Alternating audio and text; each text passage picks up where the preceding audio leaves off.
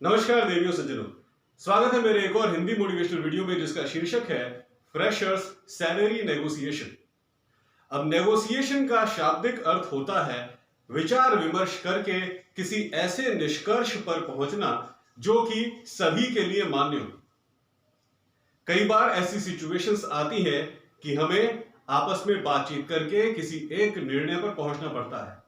Corporate sector में कोई crucial task हो या किसी और विभाग में आपस में मिलके कोई निर्णय लेना हो, नेगोशिएशन लाइफ का एक बहुत क्रूशियल पार्ट है, प्रोफेशनल लाइफ का।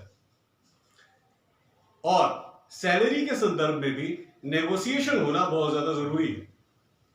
सैलरी नेगोशिएशन में जब आपको सेलेक्ट कर लिया जाता है कंपनी के एचआर द्वारा, तब आप और एचआर आपस में विचार विमर्श करके इस निर्णय पर पहुंचते हैं कि आपकी सैलरी कितनी होनी चाहिए। ये इस पे डिपेंड करता है कि आपके प्रीवियस एक्सपीरियंसेस क्या हैं, आपकी नॉलेज कितनी है और आपने अपने ग्रेजुएशन और पोस्ट ग्रेजुएशन के साथ कोई एडिशनल इंडस्ट्री रिलेवेंट सर्टिफिकेशन किया है या नहीं किया है। ये कुछ पैरामीटर्स हैं जिनके बेसिस पे आपकी सैलरी डिसाइड होती है।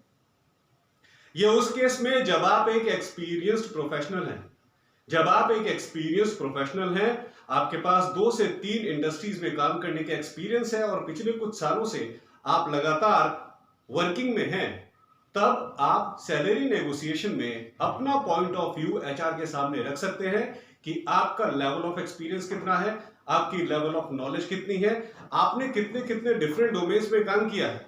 उसके हिसाब से आप अपनी मनचाही सैलरी भी डिमांड कर सकते हैं, जो कि एक वैलिड बात है। आपके एक्सपीरियंस और नॉलेज के अकॉर्डिंग आपको सैलरी मिलनी चाहिए।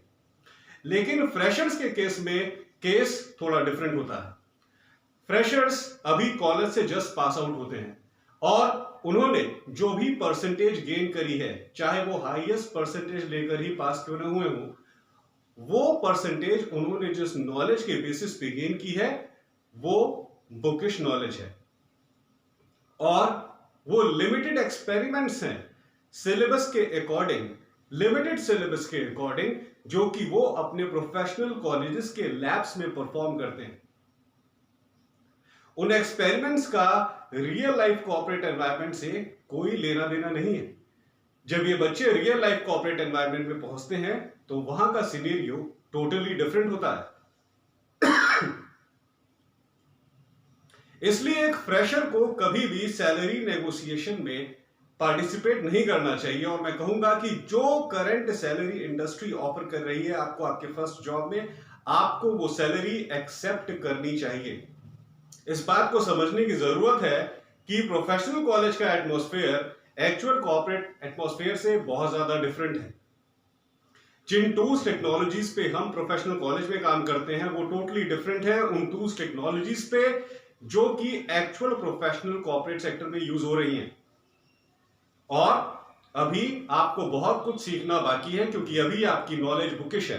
तो अगर आपने मोर देन 90% भी गेन किया है सेमेस्टर एग्जामिनेशन में, तो ये आपकी बुकिश नॉलेज के बेस पर है।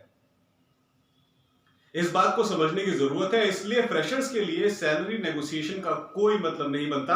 आपको इंडस्ट्री कोई जॉब प्रोवाइड करवा रही है, आपकी रिस्पॉन्सिबिलिटी बनती है कि पहले उस जॉब को आप लें। अगर आपके चॉइस के अकॉर्डिंग, आपके प्रोफाइल, आपके एजुकेशन के अकॉर्डिंग आपको वो जॉब सूट करती है, आप उसे ज्वाइन करिए, आप वहां काम करिए, कुछ समय तक कुछ सीखिए, एक्चुअल प्रैक्टिकल एटमॉस्फेयर में खुद को ढालिए और समझिए कि इंडस्ट्री में एक्चुअली चल क्या रहा है और आपकी गेन की हुई नॉलेज जो भी आपने अभी तक प्रोफेशनल कॉलेज में गेन करी है, प्रैक्टिकल प्लस थियोरेटिकल, वो कहां एग्जैक्टली एप्लीकेबल है एक्चुअल प्रैक्टिकल जॉब एनवायरनमेंट में। जब तक आप इस चीज को नहीं समझेंगे तब तक आप नहीं समझ पाएंगे कि एक्चुअली टास्क होता क्या है और रियल लाइफ सिनेरियो में एक एजुकेटेड प्रोफेशनल को करना क्या होता है। बिना ये सब चीजें जाने आप इंस्टेंटली कॉलेज से जस्ट पास आउट होके हाईयर सैलरी, अपने मन लायक सैलरी डिमांड करने की पोजीशन में नहीं है। इसलिए सैलरी नेगोशिएशन का मैटर ही नहीं होता फ्रेशर के केस में। अगर आप फ्रेशर हैं, जो भी इंडस्ट्री आपको अपॉर्चुनिटी दे रही है, आपकी रिस्पॉन्सिबिलिटी बनती है सैलरी को ध्यान में न रखते हुए पहले एक्सपीरियंस गेन करने के पॉइंट ऑफ व्यू से आगे बढ़िए। उस इंडस्ट्री को ज्वाइन करिए, वहां जाके आपको नई नई चीजें सीखने को मिलेंगी। ध्यान रखिए, इंडस्ट्री में सिर्फ इतना ही सीखने को नहीं मिलता कि जो आपने अपने प्रोफेशनल कॉलेजेस में पढ़ा है उसके ऊपर कैसे काम करना है। इंडस्ट्री में जाके आपको ओवरऑल प्रोफेशनल स्किल्स की जानकारी होती है।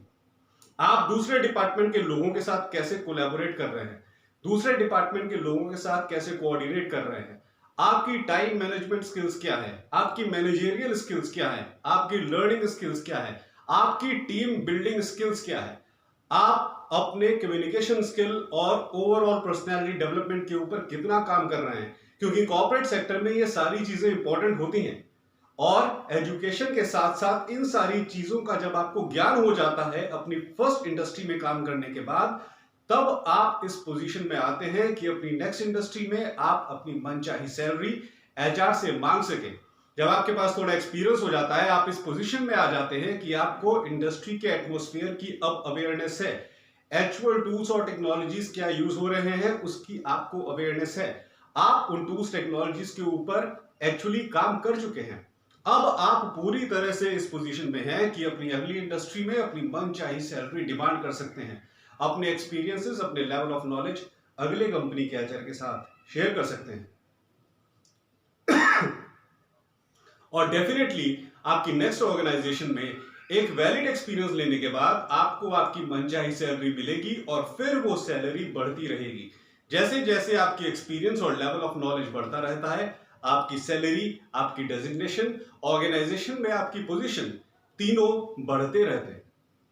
इसलिए as a fresher please salary को बाइफरकेट करिए और लर्निंग के ऊपर जोर दीजिए।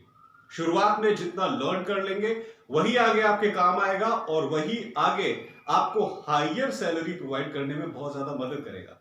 इसलिए एज अ फ्रेशर मैं सभी से रिक्वेस्ट करूंगा, जितने भी फ्रेशर्स हैं, जितने भी यंग ग्रेजुएट्स हैं हमारे देश के, प्लीज अपनी फर्स्ट जॉब के लिए जाते वक्त कभी भी सैलरी डिमांड मत करिए। इंडस्ट्री का जो सेट क्राइटेरिया है, जिस पर्टिकुलर प्रोफाइल के ऊपर फ्रेशर को हायर किया जाता है, उस प्रोफाइल का एक सैलरी स्ट्रक्चर होता है जो कि फिक्स्ड होता है, इंडस्ट्री द्वारा प्री डिसाइडेड होता है।